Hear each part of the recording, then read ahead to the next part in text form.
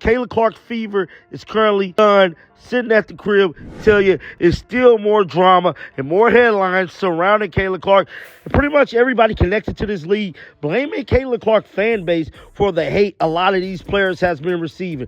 We're diving into the WNBA's craziest week yet. From a fan attack on Caitlin Clark to Teresa Weatherspoon's sudden firing, we're covering it all. Stick around to see how these events are shaking up the league. Before we move on, I'd like to ask you a small favor. If you appreciate this content, please take a second to like this video and subscribe to the channel. Over 98% of you watch the videos without subscribing. It costs you nothing, but it makes a huge difference to us. So, did you click the subscribe button? Great, thank you so much. Now, back to the video. Let's talk about that playoff game between Indiana Fever and Connecticut Sun. Caitlin Clark was on fire, making her team look unstoppable. But then, something crazy happened. In the middle of the game, Clark had to call security. Can you believe it?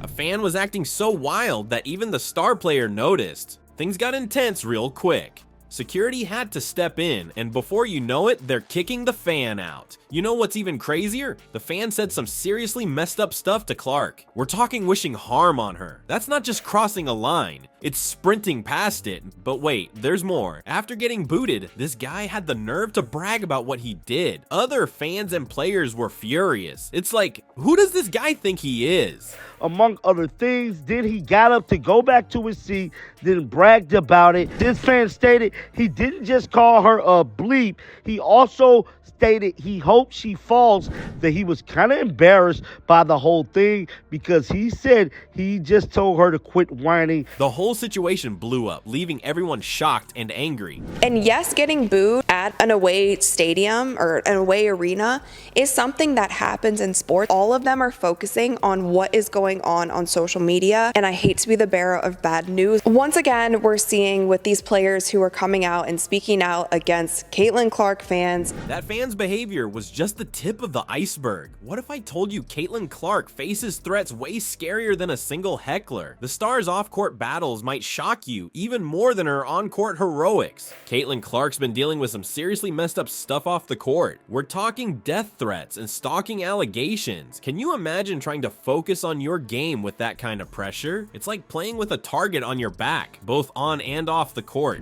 This point to a pulp, but get off of social media and stop giving it life. And Fever fans and said that they are nasty and all that they do is spread hate. So Angel Reese has said things. The co-owner of the Atlanta Dream has said things. Cheryl Swoops have said things, and talk about bullying and talk about hate being spread and talk about toxic fan bases. Rachel Dementa, a WNBA insider, dropped a bomb about what's really going on. She says there's this weird jealousy thing happening in the league. Some people don't want Clark to succeed because of all the attention she's getting. Dementa didn't hold back, saying, "There is still this undertone of jealousy that for some reason I cannot get around calling it anything else but that." There are still certain people within the WNBA who want the league to grow, calling it anything else but that because I don't know what else it could be. And there is still this undertone of jealousy that for some reason I cannot get around. It's crazy to think that Clark's success might actually be making things harder for her. She's out there breaking records and bringing new fans to the game, but behind the scenes, she's fighting battles we can't even see. The league's supposed to be a sisterhood, right? But it sounds like not everyone got the memo. And yes, getting booed at an away stadium or an away arena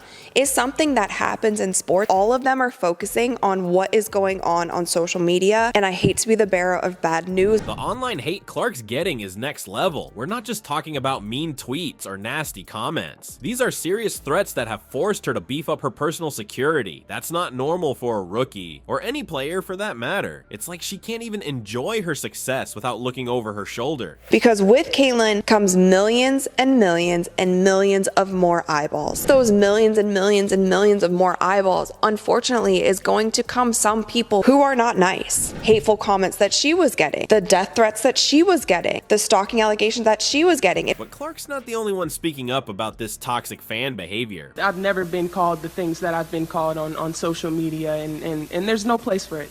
And you know, basketball is headed in a great direction. You know, quick action instead of kind of delaying it like what they said, quick action. Like, I deserve to be here and play and not have to worry about racial and just sexist comments. Brittany Griner and Angel Reese are also calling out the haters. They're saying enough is enough. These players deserve to feel safe both on and off the court. Angel Reese put it perfectly when she said, "We all deserve to play in a safe guard. Like, I deserve to be here and play and not have to worry about racial and just sexist comments." She's right. How are these athletes supposed to give their all if they're constantly dealing with this kind of abuse? The good news is, fans are rallying behind Clark. When she stood up to that heckler, social media lit up with support. People are saying it's about time someone called out this behavior. They're proud of Clark for defending herself and setting boundaries. But here's the thing. Clark's not letting any of this drama slow her down. She's staying focused on her game, proving she's got mental toughness to match her skills on the court. It's like she's saying, "You can try to knock me down, but I'm just gonna keep getting back up and scoring." Just when you thought the WNBA drama couldn't get any wilder, the league serves up a curveball that's left everyone stunned. How could a coach go from being a player's unsung hero to unemployed overnight? This latest twist might change how we see loyalty in women's basketball. So, in what was an absolutely crazy scenario, Teresa Weatherspoon just got fired. I don't know why they would do it. Maybe the Sky are saying, you know what, we're not building around Angel, but I don't know. This Chicago Sky team is going to be the 10th best team in the WNBA next year. When the time comes, you fire the development coach and you bring in the championship coach. That time is not now. Teresa Weatherspoon's firing from the Chicago Sky hit the WNBA like a lightning bolt. Nobody saw this coming. One minute she's leading the team, the next she's out the door. It's the kind of move that makes you wonder what's really going on behind the scenes. You know who took it the hardest? Angel Reese. She's not just upset, she's heartbroken. Reese. Many don't even know what it's like to be a black woman in sports, and when nobody believes in you, you had a tough job. I'm heartbroken. I'm literally lost for words what this woman meant to me in such a pivotal point in my life. She was the only person that believed in me. And to say nobody believed in her is a bit of a strange one, but at the same time, look, I'd say nobody probably believed in her quite as much as Teresa Weatherspoon did. Came out and said, "I came to Chicago because of you. You were an unsung hero in my life." Can you imagine building that kind of bond with your coach, only to see them kicked to the curb? It's like losing a mentor and a friend all at once. In the capacity that I need them, but I've always believed everyone in your life for a reason and a season. You were the best. We built a relationship in a short amount of time that will last forever. I'll never question God why he brings people in my life and takes them away from me. From the perspective of just in general, from coaching, she overperformed as a coach. This isn't just about one player and one coach. It's shaking up the whole Sky roster. Think about it. These players trusted Weatherspoon. They built game plans with her, shared their fears and dreams. Now all of that's gone. How are they supposed to just move on like nothing happened? And let's talk about the Sky's front office for a second. What were they thinking? Dwyane Wade, who's got a stake in the team, said something about needing change and wanting to focus on winning. But here's the thing. Weatherspoon was all about winning. She lived and breathed basketball. So what's the real story here? To be fair, I think Teresa Weatherspoon might have been the reason she was drafted and they traded up for her, because I know the Lynx didn't want her. That alone should be enough to keep your job, because look, even the biggest Angel Reese hater will tell you she was a steal at 7. But this makes no sense. From the perspective of the relationship she had with her best player. This move isn't just messing with the Sky. It's got the whole WNBA talking. People are asking questions about job security, about how teams treat their staff. It's like one day you're on top of the world, the next you're out of a job. That's not the kind of stability a growing league needs. You've got to wonder how this affects other coaches in the league. Are they all looking over their shoulders now? And what about the players? If a coach like Weatherspoon can get fired out of nowhere, who's safe? And here's the thing that's really got everyone buzzing: the timing. The WNBA is trying to grow, trying to get more fans, more coverage. Then boom, they drop this bombshell. It's like they're taking one step forward and 2 steps back. I think we can all agree that's wrong. Nobody wants that. But if you don't want to see it on your social media, get off your social media. Drama and so much negativity and so many mishaps that the WNBA had throughout the entire season. And if there's stuff that elevates to threats, that elevates to stalking, that elevates, then you can take action on those things. Remember how we talked about Caitlin Clark dealing with haters and threats? Well, this is a whole different kind of threat to the league. It's not coming from outside, it's coming from within. How can players feel secure when even their coaches aren't safe? This whole situation is showing us the growing pains of the WNBA. They're getting bigger, getting more attention. But with that comes more pressure, more scrutiny. Every decision gets magnified, every move gets analyzed. It's like the league is trying to figure out who it wants to be when it grows up. So what's next for the Chicago Sky? They've got a team full of players who just lost their leader. They've got fans asking questions, and they've got a whole season ahead of them. How do they bounce back from this? And what about Weatherspoon? She is a development coach. Look, do I think Teresa Weatherspoon is the long-term coach if this team is looking to win? No. But she was a development coach. She worked with developing the young players. And Angel Reese outperformed even the craziest expectations for her.